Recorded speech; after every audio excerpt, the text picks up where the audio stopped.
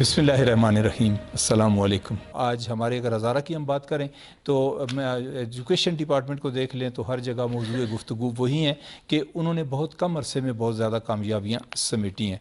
तो आपकी मुलाकात करवा रहे हैं। हमारे साथ बैठे हैं जी मलिक मोहसिन सईद, आप डायरेक्टर जनरल हैं तामीर वतन पब्लिक स्कूल्स एंड कॉलेजेस के, और उनके साथ बैठे हैं मलिक एहसन सईद, प्रिंसिपल हैं तामीर वतन public school and college Abbottabad के।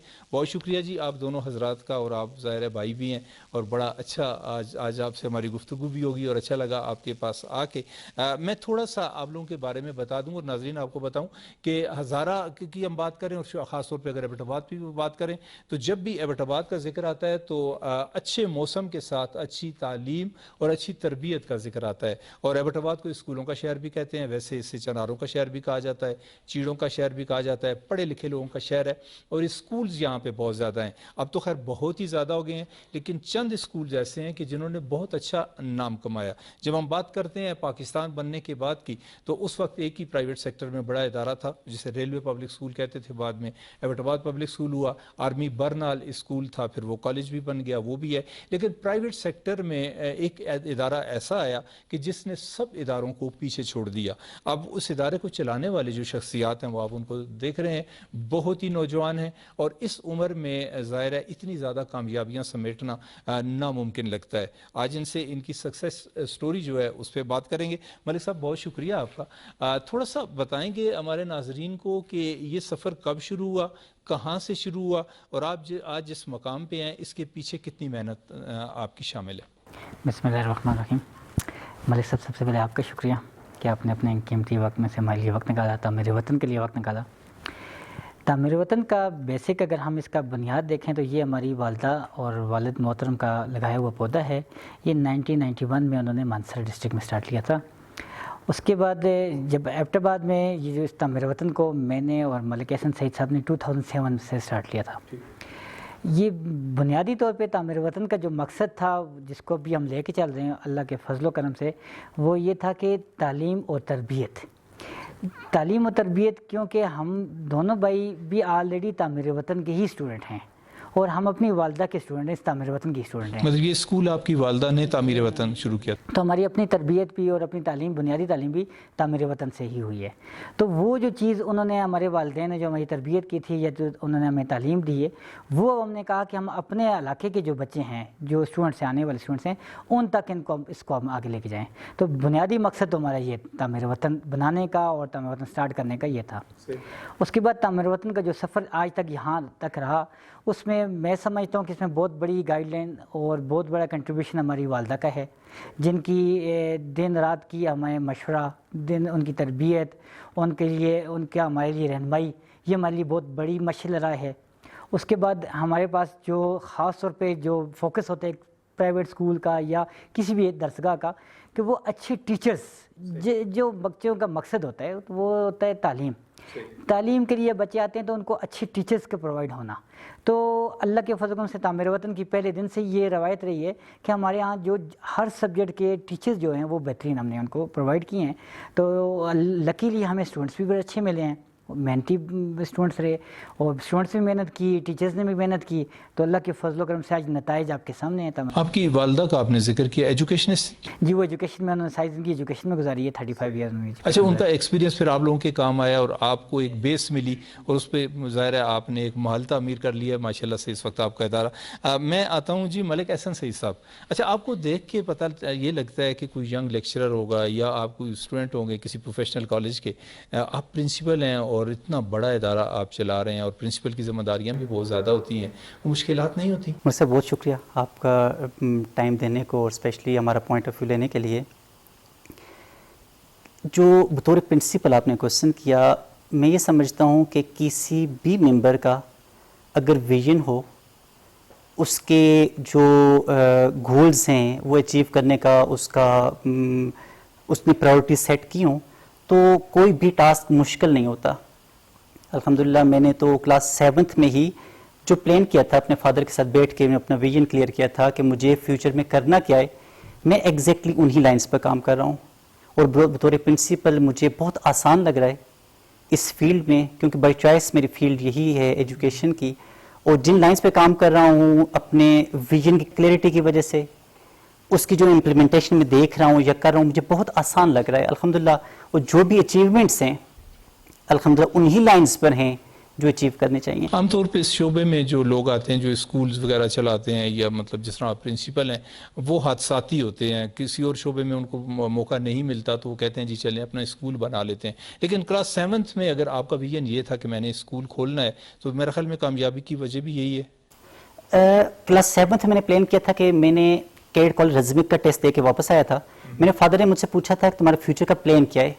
میں نے ان سے بیٹھ کے پلان کیا تھا کہ میں انشاءاللہ انجینئرنگ کروں گا اور انجینئرنگ یونیورسٹی انشاءاللہ ایک بناؤں گا. انشاءاللہ 2026 میں انسٹیٹیوشن تعمیر وطن یونیورسٹی بنا لے گا انشاءاللہ تعالیٰ. ابھی تک اس ڈائریکشن میں ہم وہ ٹارگٹ اچیو ابھی نہیں کیا, یا ہم نے اس لائنز پر ہی ہیں. ہم چاہتے ہیں کہ ہمارا انسٹیٹیوشن مونٹسری سے لے کر ایف ایس سی تک اتنا اسٹرینتھن ہو, اتنا بہتر ہو, اتنا اچھا پرفارم کر رہے ہوں, جب ہم یونیورسٹی لیول پہ جائیں اس وقت ہماری ایف ایس سی لیول تک انسٹیٹیوشن بہت بہتر لیول پر ہو. مطلب آپ کے ہی اسٹوڈنٹ جو ہیں وہ وہاں تک جائیں. 2026 میں انشاءاللہ پلان ہے, جو میرا خواب تھا, جو میرا ویژن ہے کہ اس ہزارہ کو کے پی کو ایک بہترین انجینئرنگ یونیورسٹی دینے کا انشاءاللہ 26 میں انشاءاللہ اس کی ابتدا. پرائیویٹ سیکٹر میں ہمیں انجینئر یونیورسٹی پورے کے پی میں کوئی ہے نہیں اس طرح کی. کام سیٹس ہے لیکن وہ ظاہر ہے بیس اس کا اسلام آباد ہے. ہمارے اس طرح صوبے میں کوئی ہے یا نہیں ہے؟ اچھے لیول پر جس لیول سے ایبٹ آباد میں کام سیٹ سے اس کے علاوہ کوئی دوسری یونیورسٹی نہیں ہے انشاءاللہ. جن لائنز پر ہم کام کر رہے ہیں, جو ہم چاہتے ہیں جس لیول کو دینا, وہ انشاءاللہ بہت اچھے لیول کا انشاءاللہ ہم اچھے پیمانے کے اوپر ایک یونیورسٹی بنائیں گے انشاءاللہ. ملک صاحب آپ کی طرف آتا ہوں. آپ لوگوں نے ایبٹ آباد سے سٹارٹ لیا, پھر آپ نے مانسیرہ میں اپنا کیمپس کھولا, ابھی آپ کا اسلام آباد راولپنڈی میں بھی ایک کیمپس بن گیا ہے. اچھا, جو ادارے جب پھیلنا شروع ہوتے ہیں تو کوالٹی کمپرومائز ہو جاتی ہے, وہاں پہ ایجوکیشن جو ہے وہ اتنی اچھی نہیں ہوتی یا لوگ ٹائم نہیں دے پاتے. بزنس تو بڑھ جاتا ہے لیکن کوالٹی جو ہے, ہم نے دیکھا ہے پاکستان میں جتنے بڑے بڑے ادارے ہیں وہاں پہ کوالٹی ایجوکیشن اب نہیں رہی. تو آپ کے ادارے کا آپ کیا کہتے ہیں کہ یہ کوالٹی وہی ہے جو ایبٹ آباد میں, پنڈی میں بھی وہی ہے اور مانسیرہ میں بھی وہی ہے؟ ملک صاحب, جب ہم نے ایبٹ آباد سے سوئچ کرنا چاہا مانسیرہ کی طرف جانے کے لیے, پھر ہم نے راولپنڈی اور اسلام آباد جب ہم کیمپس اسٹارٹ لے رہے تھے تو ہم نے اس کے پیچھے پورا ایک کمپلیٹ ہوم ورک کیا. ہم نے ایک کمپلیٹ آرگنائزیشن چارٹ بنایا. اس میں ہمارے ٹاپ مینجمنٹ ہے. ٹاپ مینجمنٹ ایبٹ آباد کی ہر کیمپس کی اپنی ہے. ایبٹ آباد میں ماشاءاللہ ہمارے boys college, girls college, junior school, boarding campus, 4 campuses Abbottabad میں کام کر رہے ہیں. اس طریقے سے مانسیرہ میں بھی بوائز اینڈ گرلز اسکول, اب second boys and girls school, 2 schools ہمارے مانسیرہ میں بھی کام کر رہے ہیں. راولپنڈی اور اسلام آباد میں ہمارے 2 کیمپسز ہمارے چل رہے ہیں. ہم نے ہر کیمپس کی ٹاپ مینجمنٹ خود سلیکٹ کی ہے. ہر کیمپس کو ایک 1 اسٹار بریگیڈیئر جو ہوتے ہیں, وہ بریگیڈیئر رینک کے جو بھی آفیسرز ہوتے ہیں, ایئر کمانڈر اینڈ بریگیڈیئر, وہ اس کو لیڈ کر رہے ہوتے ہیں. اس کے اندر ٹاپ مینجمنٹ پوری ایک کمپلیٹ مینجمنٹ ہے, اور اس ٹوٹل مینجمنٹ کو ہیڈ کوارٹر ایبٹ آباد ڈیل کر رہا ہے. ڈیلی بیسس پہ پرنسپل, کیونکہ ملک احسن خود ہی ہیں, ڈیلی بیسس پہ ایڈمنسٹریٹو میٹرز اور ایکیڈیمکس میٹرز یہ ہیڈ کوارٹر سے ڈیل ہو رہے ہوتے ہیں. اس کے بعد کیونکہ میں جو مجھے تجربہ ہوا کہ اسکولنگ ایک ایسا آنے والا چیلنج ایسے ہیں کہ جو وہ کوئی سوچا سمجھی ایک وہ اسائنمنٹ نہیں ہے. جب ہم اکثر بات کرتے ہیں کہ ہم شیڈیول کچھ اور کر کے جا رہے ہوتے ہیں کہ ہم اپنے دفتر جائیں گے اور آج ہم نے دن کا کمنگ ڈے کا ہمارا یہ شیڈیول ہوگا, لیکن ہم مجھ سمیت جتنی بھی ہماری ٹاپ مینجمنٹ ہے وہ جب اپنے دفتر پہنچتی ہے تو ان کو نان ایشوز ڈیل کرنے پڑتے ہیں, ڈیلی کے نیو چیلنجز کو فیس کرنا پڑتا ہے. تو ہم کیونکہ جو ہمارا جو اسٹوڈنٹ ہے جو وہ نیو جنریشن کا بچہ ہے, وہ اس کو وہ ٹیکنالوجیز کے بھی قریب ہے, وہ خاص طور پہ اس کرونا پینڈیمک میں تھوڑا سا سفر کر گیا. اب وہ تمام ایشوز جو پیرنٹس ریلیٹڈ بھی ہیں وہ بھی ہمیں فیس کرنے پڑ جاتے ہیں. تو اللہ کے فضل و کرم سے تمام چیزیں ڈیلی بیسس پہ ہو رہی ہوتی ہیں. تو پہلے تو اپنے اپنے یونٹس میں ہی چیزیں حل ہو رہی ہوتی ہیں. جو اپنے یونٹ میں حل نہ کرنی ہوں تو وہ پھر ہیڈ کوارٹر میں ہمارے پاس آتی ہیں. اور پھر اس کے علاوہ ہم نے ایس او پی سیٹ کی ہوئی ہیں. ہمارے بچے کے ایڈمیشن سے لے کے اس کے تمام اکیڈیمکس ایئر اور اس کے بعد وڈرا تک ٹوٹل جتنا بھی سیشن ہوتا ہے وہ ہمارا complete S O P set ہیں. ہماری ایک ہی بات تمام ہدایات تمام ٹاپ مینجمنٹ کو ایک ہی ہیں, ایز پر پالیسی, جو پالیسی ڈیسائیڈ ہے. اور ہر ماہ میں 2 دفعہ ہم بی او ڈی کی میٹنگ کرتے ہیں جس میں تمام ٹاپ مینجمنٹ کے جتنے بھی ہمارے بریگیڈی صاحبان ہیں سب ہم اکٹھے بیٹھ جاتے ہیں اور ہم بی او ڈی کی میٹنگ میں چیزیں ڈیسائیڈ کرتے ہیں. جو 15 ڈیز یا 20 ڈیز میں جتنے بھی ہمارے چیلنجز آ رہے ہوتے ہیں ہمارے سامنے، وہ ہمارے پاس فولڈ ہو کے ہم اس میٹنگ میں پٹ اپ کر لیتے ہیں. جب وہ ہماری میٹنگ ختم ہوتی ہے تو منٹس آف میٹنگ جو ہوتی ہے وہ تمام ایجنڈا ہوتا ہے، آئندہ آنے والے دنوں کا عمل ہوتا ہے. صحیح. آپ سے گفتگو ہماری جاری رہے گی. ایک بریک پہ جانا پڑ گیا. ناظرین ایک چھوٹی سی بریک لیتے ہیں اور بریک کے بعد پھر حاضر ہوتے ہیں.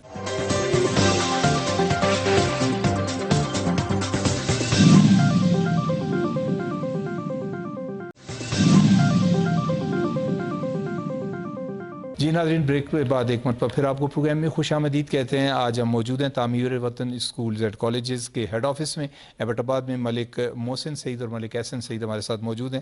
بھائی بھی ہیں اور ظاہر ہے جی اسکول بھی ان کا ہے اور چلا بھی وہی رہے. اچھا، بریک سے پہلے ہم بات کر رہے تھے آپ کے بارے میں. جب ہم گورنمنٹ سیکٹر میں بات کرتے ہیں مختلف لوگوں سے جو وہاں پہ اساتذہ ہیں یا جو وہاں پہ انتظامی افسران ہیں، وہ کہتے ہیں جی کہ کریم جو ہے ہوتی ہے اسٹوڈنٹس کی، جو اچھے بچے ہوتے ہیں، جو لائق بچے ہوتے ہیں، وہ ان اسکولوں میں چلے جاتے ہیں تو ظاہر ہے ان کا رزلٹ اچھا ہو جاتا ہے. ہمارا رزلٹ اس لیے اچھا نہیں ہوتا کہ ہمارے پاس جو ہے وہ لڑکے وہ جو کہیں کے جوگے نہیں ہوتے وہ ہمارے اسکولوں میں آ جاتے ہیں. ایسا ہی ہے کہ آپ کریم اٹھاتے ہیں؟ سر میرا تو موقف ہمیشہ سے رہا ہے کہ استاد اور شاگرد یہ سانجھا ہوتا ہے. کہیں پہ بھی استاد چھوٹا بڑا نہیں ہوتا، اور اسٹوڈنٹ طالب علم جو ہوتا ہے نا وہ متلاشی ہوتا ہے. جیسے میں اس کو تلاش ہوتی ہے علم کی، اس کو تلاش ہوتی ہے اچھے ٹیچرز کی. اس کو جہاں پہ اچھی فیکلٹی ملے گی، جہاں پہ اچھا انوائرمنٹ ملے گا، جہاں اس کو توجہ ملے گی، وہ بچہ وہاں پہ اپنی ایجوکیشن سٹارٹ کر لے گا. اب اس کا اسپیسیفک ضروری نہیں کہ وہ تعمیر وطن بھی ہو. ہمارے دنیا میں پاکستان میں بڑے سے بڑے تعلیمی ادارے موجود ہیں، اسلامی درسگاہیں موجود ہیں، دنیاوی درسگاہیں موجود ہیں، جہاں پہ اچھی فیکلٹی کام کر رہی ہے اور بچے کو اپنے وہاں پہ سرپرستی مل رہی ہے، بچے کو گائیڈ لائن مل رہی ہے. تو بچہ وہ سمجھتا ہے کہ، اور اللہ کے فضل و کرم سے یہ جس دور سے ہم گزر رہے ہیں اس دور میں ہمارا جو اسٹوڈنٹ ہے وہ سمجھدار بچہ ہے. پہلے والا دور ایسے ہوتا تھا کہ والدین کسی بھی اسکول میں بچے کو جا کے ایڈمیشن کروا دیتے تھے تو جی اب آپ نے یہاں سے FSC کرنا ہے. اب یہ اس دور کی چیلنجز ڈفرینٹ ہیں. اس دور میں ہمارا جو جج ہے یا ہمارا جو بیسک جس کو ہم نے ایڈریس کرنا ہے وہ اسٹوڈنٹ ہے. 9th کے اسٹوڈنٹ کو پتہ ہوتا ہے کہ میرا کیریئر کیا ہے اور مجھے اچھی فیکلٹی کہاں پہ مل رہی ہے. وہ اسٹوڈنٹ خود ریسرچ کرتا ہے، وہ ڈائریکٹ تعمیر وطن نہیں آتا. وہ ایبٹ آباد کے، ڈسٹرکٹ مانسرا کے، راولپنڈی کے، اسلام آباد کے تمام سکولز کو ریسرچ کر رہا ہوتا ہے. تمام کیڈٹ کالجز میں وہ اپلائی کرتا ہے. پھر اس کے بعد وہ اپنا مائنڈ سیٹ کرتا ہے اور پھر اس کو یہاں پہ جب اپیلنگ چیز نظر آتی ہے تو اس میں اللہ کے فضل سے تھوڑی سی ایک گڈ لک ان بچوں کے لیے بھی ہے کہ ہم نے جو بچے محنتی ہوتے ہیں، پڑھنا چاہتے ہیں، ہم ان کو اسکالرشپ دیتے ہیں. اسکالرشپ دینے کا بیسک مقصد یہ ہوتا ہے کہ کیونکہ ہم خود بھی اسکالرشپ پہ پڑھے ہیں. مطلب کیسن صاحب، آپ اسکالرشپ جیسے مرزا صاحب نے ذکر کیا کہ اسکالرشپس دیتے ہیں بچوں کو، باقی مشہور یہ ہے جی کہ اتنے یہ اسکالرشپ دے رہے ہیں اور یہ پیسے کہاں سے لاتے ہیں؟ فیسیں آپ کی مناسب ہیں، سٹاف آپ کا جو ہے ان کی سیلریز، مجھے اس بات کا علم ہے کہ بہت ماشاءاللہ سے مطلب ہینڈسم سیلریز آپ دے رہے ہیں. یہ کہ کہاں سے یہ پیسے آ جاتے ہیں کہ آپ لاکھوں کے حساب سے اسکالرشپ بھی لوگوں کو دے رہے ہیں اور جناب آپ کا سٹاف بھی آپ سے خوش ہے اور اتنے بڑا ادارہ بھی آپ چلا رہے ہیں؟ اچھا ملک صاحب، میں تھوڑا سا اس کی میں ڈیٹیل میں جانا چاہتا ہوں. اس وقت انسٹیٹیوشن تعمیر وطن میں تقریباً 8,500 کے لگ بھگ اسٹوڈنٹس ہیں ماشاءاللہ.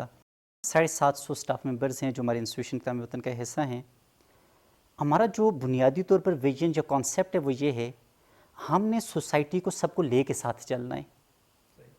ہمارے انسٹیٹیوشن میں 2100 بچے اس وقت اسکالرشپ پر ہے، 200 کے لگ بھگ ہمارے پاس آرفنس بچیاں پڑھ رہی ہیں اور 75 حفاظ بچے ہیں. ہماری پرائورٹی یہ ہے کہ ہم سوسائٹی کو لے کے چلیں. ہم کلاس 1 سے ہی اسکالرشپ بچے کو دیتے ہیں.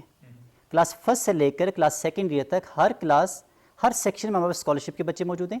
ہر سیکشن میں ہی بچے ہمارے پاس آرفنز موجود ہیں. ہم کنٹریبیوٹ کرتے ہیں سوسائٹی کو. ہم جو اسکالرشپس ہے وہ 2 ایسپیکٹ پر اسکالرشپس دیتے ہیں. ہماری کلاس کی اسٹرینتھ اگر ہمارے پاس کلاس میں 120 اسٹرینتھ ہے، ہر سیکشن کی اسٹرینتھ 40 ہے، تو 40 میں سے ہر کلاس میں 20 بچے اسکالرشپ پر ہوں گے. ہر کلاس میں 2، 4 یا 10 بچیاں آرفنس کلاس میں بیٹھیں گی، 2 سے 4 بوائز حافظ بچے بیٹھیں گے.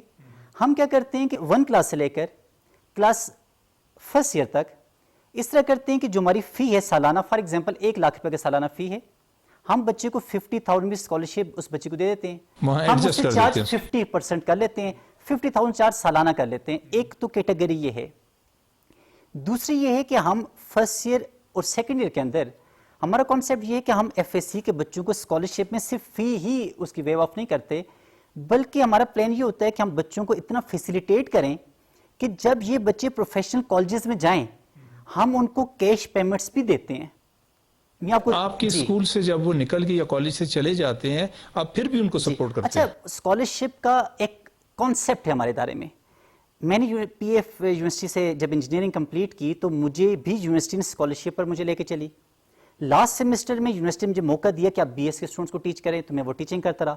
مجھے وہ کچھ پیمنٹس بھی ساتھ کیے انہوں نے، پے وغیرہ کچھ کرتے رہے تاکہ میرے لیے بھی آسانی والا معاملہ ہو.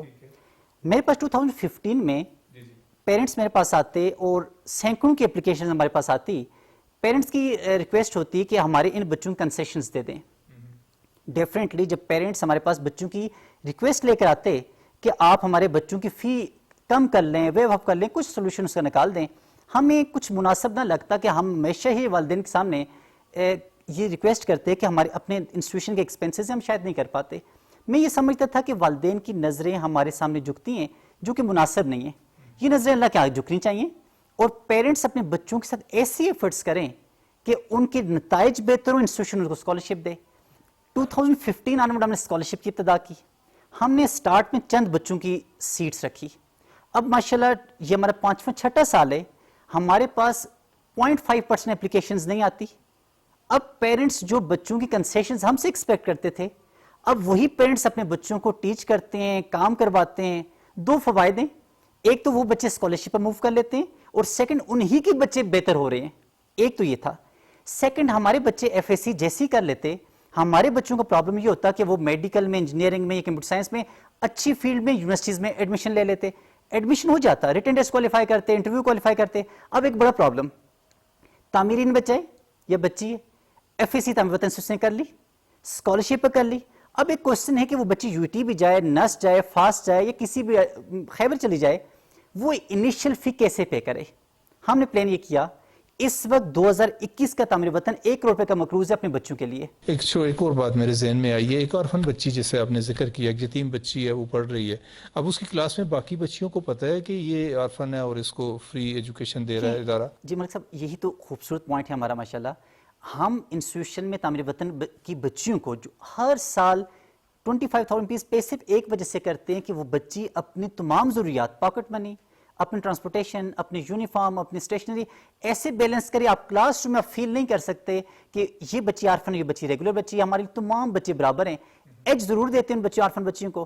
ایون کہ ہمارا تو پلان یہ ہے کہ انشاءاللہ ہم ان چند سالوں کے بعد ان تمام بچوں کو آفر کریں گے. ہم ایک بورڈنگ کیمپس کے لانچ کرنے جا رہے ہیں پیورلی آرفنس کے لیے، جن میں انشاءاللہ جو میری بیٹی یا موسم بھائی کی بیٹی، ہماری جو گھر میں بچوں کو جو فیسلٹیز ہیں، ہم اس سے بڑھ کر فیسلٹیز انشاءاللہ اپنے ان آرفن بچوں کو دیں گے.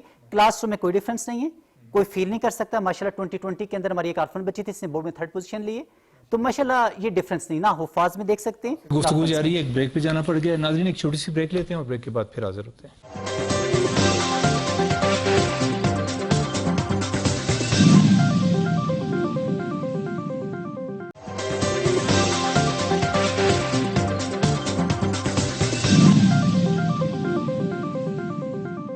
جی ناظرین، بریک کے بعد ایک مرتبہ پھر آپ کو خوش آمدید کہتے ہیں. آپ کو یقیناً ایک اچھا پروگرام دیکھنے کو مل رہا ہوگا.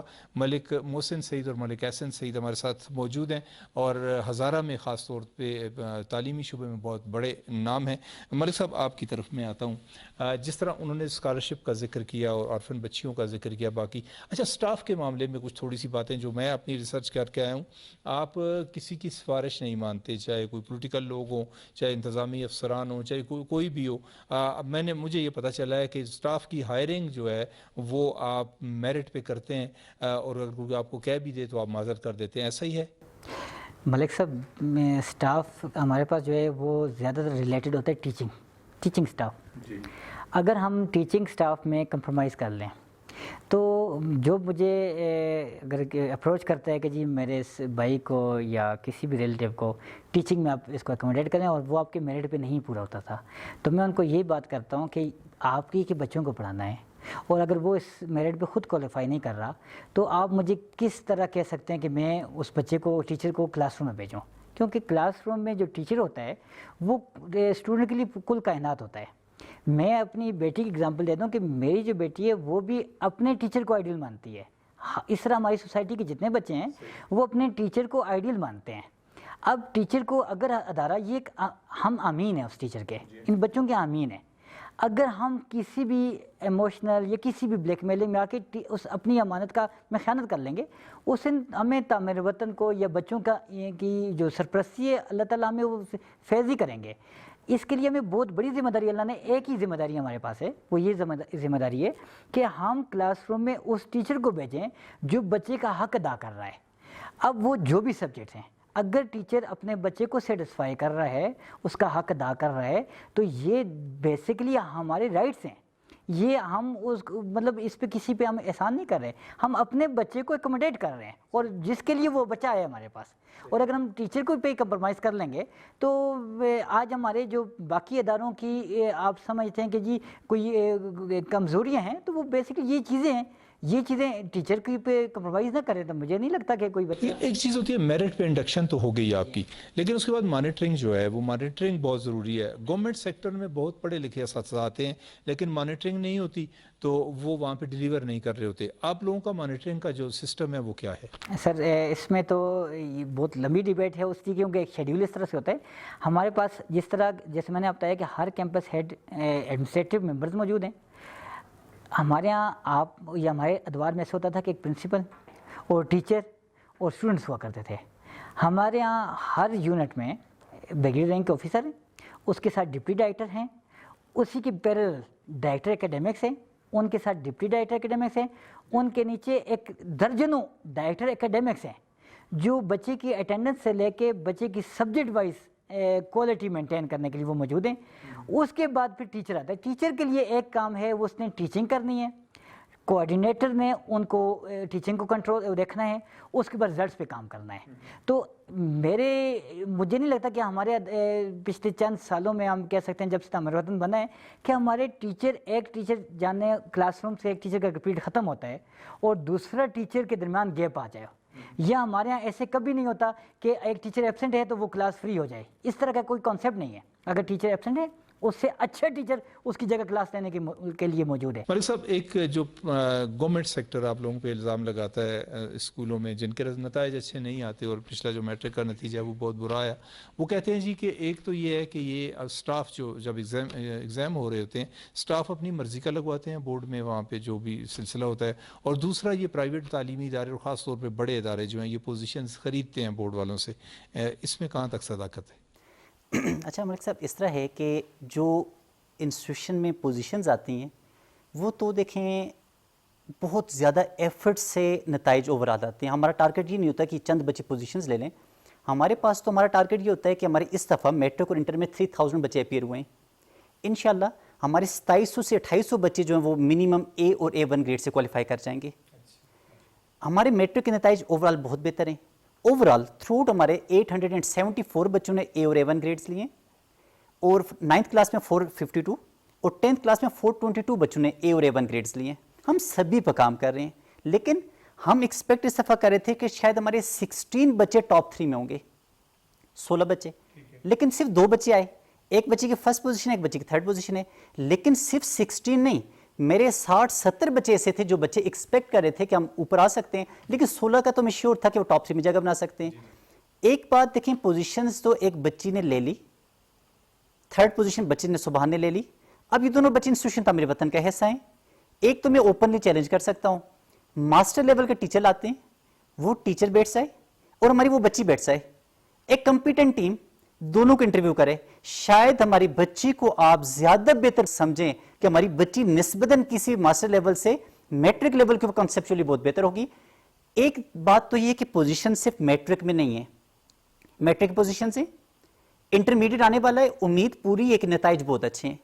ہم بورڈ کے ہر نتیجے کے اوپر امین کر رہے ہوتے ہیں کہ ہمارا پچھلے 15 سال کی جو ایفرٹس ہیں, ہماری انٹرنل جو اسیسمنٹ ہے اگر اسی سے ریلیٹ کرتی ہو بورڈ کے اسیسمنٹ یا بورڈ کے نتائج, ہمارا تقریباً 19-20 کا فرق رہا ہے, بہت بڑا ڈفرنس نہیں رہا. ہم ان نتائج سے مطمئن ہیں. ہمارا بچہ ایٹا کے ایگزام میں پاس ہی نہیں کرتا بلکہ ٹاپ کرتا ہے. اب ایٹا کے ایگزام کی اس کا بورڈ کے ساتھ تو کوئی تعلق نہیں. اچھا, جب بورڈ سے تعلق نہیں ہے, بچہ کنسیپچولی ساؤنڈ ہے تو ایٹا کوالیفائی کر رہا ہے. ہمارے نیشنل لیول کے اوپر, پورے پاکستان کے لیول کے اوپر ہمارا نیشنل امڈیکیٹ کے ایگزامز ہوئے. نیشنل امڈیکیٹ کے اندر ٹاپ 10 میں تعمیر وطن 5 پوزیشنز لیتا ہے. اب ایسا انسٹیٹیوشن میٹرک ٹاپ کرتا ہے, انٹر ٹاپ کرتا ہے, ایٹو ٹاپ کرتا ہے, نیشنل امڈیکیٹ. اور ایسا بھی نہیں کہ بائی چانس کسی ایک سال ٹاپ کر رہا ہے, آپ 16 آنورڈ ریکارڈ تعمیر وطن کو اٹھائیں پچھلے 6 سالوں سے کوئی بھی ایسا ایگزام نہیں ہے. اور مجھے امید ہے ہم جو 3000 بچوں پر کام کر رہے ہیں, اب ہماری ڈائریکشن کیا ہے, ہماری چند سالوں کی ہماری پرائورٹیز کیا ہیں. ہم جو آج کل کام کر رہے ہیں, ہم ٹاپ کلاس کا کیریئر کاؤنسلنگ پر کام کرنے جا رہے ہیں. اب ہم یہ کام کرنے جا رہے ہیں کہ ٹاپ بھی کر جائے گی, 2 سے 4% بچے پروفیشنل کسی نہ کسی کالج کو جوائن بھی کر لیں گے. اب ہمارا ٹارگیٹ یہ کہ ٹیل کو دیکھا جائے, جو بچہ ایوریج اس کو دیکھا جائے, وہ بچہ کس فیلڈ میں جا سکتا ہے. ہم اتنا خوبصورت کام کرنے جا رہے ہیں, 2 سے 3 سال میں کیریئر کاؤنسلنگ کے اوپر اتنا اچھا کام کر لیں گے. نیشنل یا انٹرنیشنل لیول کی جو ڈیمانڈ ہوگی, جہاں پر بچے کی کامیابی کے چانسز زیادہ ہوں گے, ہم انہی لائنز پر اپنے بچے کو تیار کریں. اس کا انٹرسٹ جس شعبے میں ہوگا آپ اس کو بچے کا بھی انٹرسٹ, لیکن بچے کا انٹرسٹ تو ہے, بچے کو تو آپ جیسے گائیڈ کریں گے بچہ آئے گا, لیکن بچے کا اپنا انٹرسٹ میٹر کرتا ہے. لیکن اس سے زیادہ امپورٹنس یہ رکھتا ہے انسٹیٹیوشن جو بھی کالجز ہیں ان کا اپنا ہوم ورک کیا ہے, وہ بچے کو کہاں پر بتا رہے ہیں کہ کون سی ایسی لائنز ہیں جو بچے کو وہ ڈائریکشن دے رہے ہیں, گول سیٹ کریں, اس کا ویژن سیٹ کریں. انشاءاللہ ہم ہر, چاہے وہ ٹیل کا بچہ ہو چاہے کوئی بچہ بھی ہو, ہم سبھی پہ کام کریں. اور کسی کا یہ کہنا کہ پوزیشن خریدی جا سکتی ہے, یہ بورڈ کے اسٹاف, ہم بددیانتی نہیں کرتے. ہم حضور اکرم صلی اللہ علیہ وآلہ وسلم کی امتی ہیں, وہ صادق الامین ہیں, ہم انہی کے فالورز ہیں. کوشش ہے, ایسا نہیں ہوتا کہ ہم فرشتے ہیں, کوشش پوری ہے کہ بچے کو بددیانتی نہ سکھائی جائے. اوکے, آپ کو والدین بھی دیکھ رہے ہیں, بچے بھی آپ کو دیکھ رہے ہیں, کیا میسج دیں گے ان کو؟ میرا میسج یہ ہوگا کہ جو بھی جو اسٹوڈنٹ اسپیشلی ہیں, ان کو اپنا جو آبجیکٹیو ہے وہ کلیئر کرنا چاہیے, اپنا گول کلیئر رکھنا چاہیے, اس میں کلیئرٹی ہونی چاہیے. جو والدین شعور والے ہیں انہی کے بچے کامیاب ہوتے ہیں. ان کو یہ چاہیے کہ اپنے بچے کی جو گولز ہیں وہ بنیادی طور پر سیٹ کریں, اور پھر ان انسٹیٹیوشنز کی سلیکشن کریں جو آپ کے بچے کو آپ کی گول جو منزل ہے وہاں تک پہنچا سکتی ہوں. صحیح. جب آپ کی ڈائریکشن درست ہوگی, انسٹیٹیوشن ٹھیک ہوگا, بچے کو ٹھیک پالش کریں گے, تو وہ کل کامیاب ہو سکتا ہے. بہت شکریہ ملک صاحب. ظاہر ہے آپ مینیجنگ ڈائریکٹر ہیں, اور آپ کیا میسج دینا چاہیں گے والدین کو, بچوں کو, یا عام سوسائٹی کو؟ سر میں تو اس دور کے چیلنجز کو مد نظر رکھتے ہوئے میں کہتا ہوں بچوں کی تربیت پہ زیادہ کام کریں. دیکھیں, جب ہمارا بچہ باادب ہوگا, بانصیب ہوگا, اگر ہمارے بچے کی تربیت ہو جاتی ہے, اس کے اخلاق بہتر ہوتے ہیں, اس کے اندر انسانیت ہوتی ہے, بڑوں کا احترام, ٹیچرز کا احترام, تو میرے نظر میں آدھا ہمارا اسائنمنٹ مکمل ہو جاتا ہے. جب بچہ اپنے ٹیچر کے لیے اوبیڈینٹ ہوتا ہے, اپنے بڑوں کے لیے اس کے دل میں احترام ہوتا ہے, تو اس کے بہت سی چیزیں خود سارٹ آؤٹ ہو جاتی ہیں. تو ہماری آئندہ آنے والی جو نسل ہے اس کو جس کا فقدان ہے, اور میں جو سمجھ رہا ہوں کہ تھوڑا سا پہ کام ہونے ضرورت ہے کہ ہمارے تمام بچے جو ہے نا اس پہ ان کی تربیت ضروری ہے, اور وہ اپنے بڑوں کا, والدین کا اور ٹیچرز کا جتنا ہو سکتا ہے احترام کریں. جس طالب علم نے اپنے ٹیچرز کا دل سے احترام کیا ہے وہ زندگی میں ناکام کبھی نہیں ہوا, چاہے اس نے کم محنت کی ہو. محسن سعید اور ملک احسن سعید, بڑی اچھی گفتگو رہی آپ سے. وقت ہمارے پاس کم ہوتا ہے, نہیں تو زیادہ لمبی ہم گفتگو کرتے. ناظرین, آج کا پروگرام آپ نے دیکھا, اور آج کے پروگرام میں 2 ایسی شخصیات تھیں کہ جنہوں نے صرف 15-16 سال کے عرصے میں ایک ایسا سیٹ اپ یہاں پہ تیار کر لیا ہے کہ جس کی لوگ مثالیں دیتے ہیں. کوئی مشکل نہیں ہے, آپ گورنمنٹ سیکٹر میں ٹیچر ہیں, آپ پرنسپل ہیں, آپ ان لوگوں کو دیکھیں کہ انہوں نے اپنی محنت سے کیا کچھ نہیں کر لیا. آپ بھی کر سکتے ہیں, آپ بھی پڑھے لکھے ہیں, اپنے بچوں پہ, اپنے اسٹوڈنٹس پہ توجہ دیں. یہ جو بچے آپ کے پاس ہیں یہ ہمارا کل ہے, یہ ہمارا مستقبل ہے, اور انہوں نے ہی کل ہمارے ملک کی باغ ڈور سنبھالنی ہے. ان پہ ہم توجہ دیں گے تو جناب ہمارا مستقبل اچھا ہوگا. اور جو بچہ آپ کے اسکول میں اور جو بچہ آپ کے گھر میں ہے اس میں تفریق نہ کریں. اگر آپ کا گھر میں جو بچہ ہے اسے آپ کسی اچھے ادارے میں بھیجنا چاہ رہے ہیں تو اس کا مطلب ہے کہ آپ اپنے ادارے سے مطمئن نہیں ہیں. اس اطمینان کے لیے آپ اپنے بچے کو بھی وہاں پہ لے کے آئیں. یقیناً آپ کا بچہ جب اس ماحول میں ہوگا تو دوسرے بچے پہ کو بھی آپ توجہ دیں گے. انشاءاللہ اگلے پروگرام میں کسی نئے مہمان کے ساتھ آپ کی خدمت میں پھر حاضر ہوں گے. تب تک کے لیے اجازت دیجیے. فی امان اللہ.